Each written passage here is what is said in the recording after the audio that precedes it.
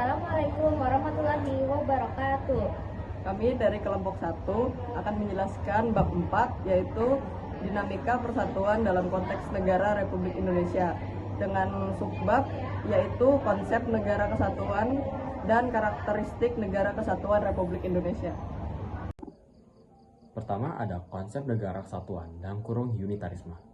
Istilah negara kesatuan sudah tertanam dalam pola pikir kita selaku warga negara Indonesia. Akan tetapi, tahukah kalian makna dan karakteristik negara kesatuan? Menurut C.F. Strong dalam bukunya A History of Modern Political Constitution 1963-84, negara kesatuan adalah bentuk negara di mana wewenang legislatif tertinggi dipusatkan dalam suatu badan legislatif nasional. Kekuasaan negara dipegang oleh pemerintah sendiri. Pemerintah pusat dapat menyerahkan sebagian kekuasaannya kepada daerah berdasarkan hak otonomi. Tetapi, pada tahap terakhir kekuasaan tetap berada di tangan pemerintah pusat. Info warga negaraan, negara kesatuan sering juga disebut sebagai negara unitaris. Unity yaitu negara tunggal, satu negara yang monosentris atau berpusat satu. Terdiri hanya satu negara, satu pemerintahan, satu kepala negara, satu badan legislatif yang berlaku bagi seluruh wilayah negara. Konsep negara kesatuan unitarisme. Pendapat C.F. Strong menjelaskan bahwa negara kesatuan adalah negara yang bersusun tunggal, di mana kekuasaan untuk mengatur seluruh daerah berada di tangan pemerintah pusat. Pemerintah pusat memegang kedaulatan sepenuhnya, baik ke dalam maupun keluar. Dalam negara kesatuan hanya terdapat satu konstitusi, satu kepala negara, satu dewan menteri atau dalam kurung kabinet, dan satu parlemen, sehingga pemerintah pusat memegang wewenang tertinggi dalam semua aspek pemerintahan. Negara kesatuan memiliki dua sistem, yaitu sentralisasi dan desentralisasi. Pada sistem sentralisasi, semua urusan diatur oleh pemerintah pusat dan daerah, hanya menjalankan perintah serta peraturan dari pusat. Daerah tidak memiliki kewenangan untuk membuat peraturan atau mengurus rumah tangganya sendiri. Sedangkan pada sistem desentralisasi, daerah diberi kekuasaan untuk mengatur rumah tangganya sendiri atau otonomi. Untuk menampung aspirasi rakyat di daerah, terdapat parlemen daerah. Namun, pemerintah pusat tetap memegang kekuasaan tertinggi. Saat ini, Indonesia menganut sistem desentralisasi melalui mekanisme otonomi daerah, di mana pemerintah pusat memberikan sebagian kewenangan kepada provinsi dan kabupaten kota. Namun, beberapa kewenangan tetap dipegang pemerintah pusat, yaitu politik luar negeri, agama, justisi, pertahanan dan keamanan, serta moneter dan fiskal nasional. Yang kedua ada karakteristik negara kesatuan Republik Indonesia. Indonesia sejak kelahirannya pada tanggal 17 Agustus 1945 telah memiliki tekad yang sama bahwa negara ini akan eksis di dunia internasional dalam bentuk negara kesatuan. Kesepakatan ini tercermin dalam rapat-rapat Badan Penyelidik Usaha-Usaha Persiapan Kemerdekaan Indonesia (BPUPKI) dan Panitia Persiapan Kemerdekaan Indonesia (PPKI) dalam menyusun konstitusi atau undang-undang dasar yang tertinggi dalam negara. Sidang PPKI menetapkan Undang-Undang Dasar 1945 yang secara langsung menetapkan Indonesia sebagai negara kesatuan. Dalam sidang BPUPKI, Supomo menghendaki bentuk negara kesatuan yang sejalan dengan paham negara integralistik, yaitu melihat bangsa sebagai satu kesatuan. Pendapat ini juga didukung Muhammad Yamin yang menyatakan bahwa Indonesia memerlukan negara yang bersifat unitarisme, yaitu Negara Kesatuan Republik Indonesia (NKRI). Pembentukan negara kesatuan bertujuan untuk menyatukan seluruh wilayah Nusantara agar menjadi negara yang besar dan kukuh dengan kekuasaan negara yang bersifat sentralistik. Tekad tersebut sebagaimana tertuang dalam alinea kedua pembukaan Undang-Undang Dasar Negara Republik Indonesia tahun 1945 yang berbunyi, dan perjuangan pergerakan kemerdekaan Indonesia telah sampailah pada saat yang berbahagia, dengan selamat sentosa menghantarkan rakyat Indonesia ke depan pintu gerbang kemerdekaan negara Indonesia yang merdeka, bersatu, berdaulat, adil, dan makmur. Perubahan Undang-Undang Dasar Negara Republik Indonesia tahun 1945 semakin mengukuhkan Indonesia sebagai negara kesatuan dan menghilangkan keraguan terhadap kemungkinan terpecahnya NKRI.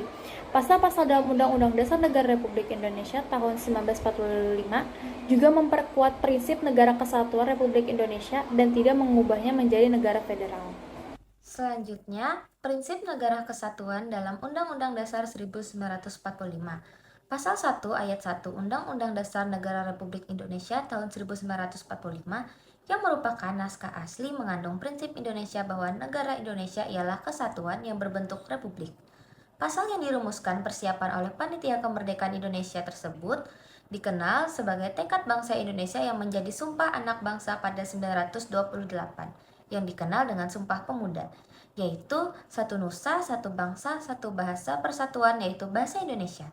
Setelah perubahan Undang-Undang 1945, bentuk Negara Kesatuan Republik Indonesia tetap dipertahankan sebagai bentuk final negara bagi bangsa Indonesia. Makna NKRI harga mati. Pernyataan NKRI harga mati menunjukkan tekad kuat bangsa Indonesia untuk mempertahankan negara kesatuan. Kemerdekaan Indonesia diperjuangkan dengan banyak pengorbanan para pahlawan, seperti waktu, tenaga, pikiran, harta, bahkan nyawa. Semangat kebangsaan tersebut harus terus dijaga dalam kehidupan sehari-hari. Nilai-nilai yang terkandung dalam semangat kebangsaan antara lain, yang pertama, pro patria atau primus patrialis, yaitu mencintai tanah air dan mendahulukan kepentingan tanah air. Kedua, jiwa solidaritas dan setia kawan. Tiga, toleransi dan tenggang rasa antar agama, antar suku, antar golongan, dan antar bangsa. Empat, jiwa tanpa pamrih dan tanggung jawab. Lima, yang terakhir, jiwa kesatria dan kebesaran jiwa yang tidak mengandung unsur dendam. Prinsip negara kesatuan dalam Undang-Undang Dasar 1945. Undang-Undang NKRI tahun 1945 secara nyata mengandung semangat agar Indonesia ini bersatu, baik yang tercantum dalam pembukaan maupun dalam pasal-pasal yang berlangsung menyebutkan tentang Negara Kesatuan Republik Indonesia.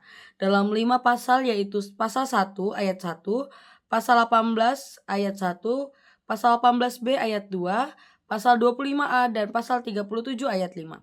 Undang-Undang NKRI tahun 1945 serta rumusan pasal-pasal yang mengukuhkan Negara Kesatuan Republik Indonesia. Dan keberadaan lembaga-lembaga dalam Undang-Undang Dasar NKRI tahun 1945, prinsip kesatuan dalam Negara Kesatuan Republik Indonesia dipertegas dalam alinea keempat pembukaan Undang-Undang NKRI tahun 1945, yaitu dalam upaya pembentukan suatu pemerintahan negara Indonesia yang melindungi segenap bangsa Indonesia dan seluruh tumpah darah Indonesia. Karakteristik Negara Kesatuan Indonesia juga dapat dipandang segi kewilayahan. Pasal 25A Undang-Undang Dasar NKRI tahun 1945 menentukan bahwa Negara Kesatuan Republik Indonesia adalah sebuah negara kepulauan yang berciri Nusantara dengan wilayah yang batas-batas dan hak-haknya ditetapkan oleh Undang-Undang. Istilah Nusantara dalam ketentuan tersebut dipergunakan untuk menggambarkan kesatuan wilayah perairan dan gugusan pulau-pulau Indonesia yang terletak di antara Samudra Pasifik dan Samudra Indonesia, serta di antara benua Asia dan benua Australia. Kesatuan wilayah tersebut juga mencakup yang pertama, kesatuan politik, yang kedua, kesatuan hukum, yang ketiga, kesatuan sosial budaya, yang keempat, kesatuan ekonomi, serta yang kelima, kesatuan pertanahan dan keamanan. Dengan kedemikian, meskipun wilayah Indonesia terdiri atas ribuan pulau, tetapi semuanya terikat dalam satu kesatuan negara, yaitu Negara Kesatuan Republik Indonesia. Sekian penjelasan dari kelompok 1. Terima kasih.